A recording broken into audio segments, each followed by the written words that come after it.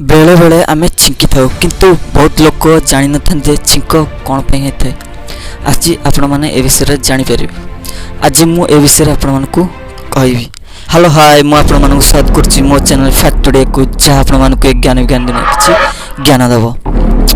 काम करबा समय आमे बेले बेले छिंकी थाउ एमिति कि सोइथया बेले हठात छिंकी थाउ किंतु मन रखंतु छिंक भी एक प्राकृतिक प्रक्रिया। छिंक मध्य सुस्थ शरीर पे जरूरी अटे। एबे आसंत जानिबा काहे आमे छिंकी थाउ। रिसर्च जना पड़छि जे जेतेबेले आमे नाक भितर किछि पसी थाए सेतेबेले छिंक माडे केणुछि बाहर जिंस नाक भितर पसी गले ता संगे संगे शरीर रे प्रवेश करि पार न थाए ता नाक भितर अटकी जाइथे परिणाम स्वरूप छिंक आस्ताए। छिंक आसिया मात्रे आम नाक रे थिबा कण रे बहुत जोश रे पवन बोई थाए। यदि ए छिंक को रोकिया को पवन को अटकाइबार चेष्टा कले तेबे यार कुप्रभाव अन्न अंग गुड़िक उपरे पड़ थाए। यदि आमे छिंक को रोकिबा को चेष्टा करू तेबे सही पवन को कान को चली आसे। यह फल आमर कान परदा फाटिबार आशंका रही।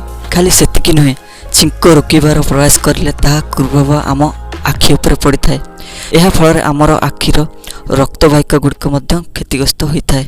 खाली सेतिकी नुहे छिंक रोकिबार प्रयास कले आमर बेक भी मोड़ी होबार आशंका रही है। बेले बेले छिंक रखा को चेष्टा कले हृदघात रोग होबार आशंका भी रही है। तेणु आज आपण माने जानि पाइले छिंक मारिबा केते भलो केते मंद। जदि आपण मानकू मो वीडियोटी भल लागुछि ताहले सब्सक्राइब कर देबे, लाइक कर देबे और शेयर कर देबे जा फल आपण मान पाखु मो वीडियोटी प्रथमे जीवो। Thank you watching.